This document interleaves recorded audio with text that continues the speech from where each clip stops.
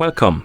In front of me I have HAYLOU Solar Plus and I'm gonna show you how to adjust the screen brightness on this watch.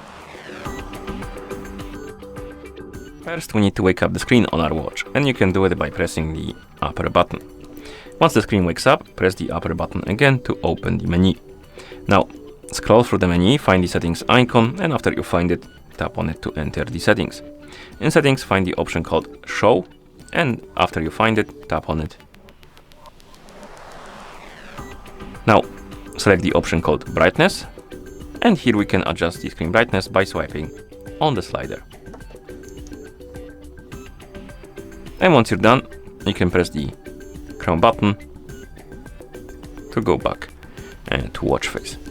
I believe you can also adjust the brightness through the quick panel. So if you're on the home screen, you can swipe down from the top of the screen to open the quick panel, then swipe left, and here you will see this icon. And to adjust the screen brightness, tap on this icon. It will bring you to this menu, and basically you can adjust the brightness by swiping on the slider and then press the upper button to go back to watch face.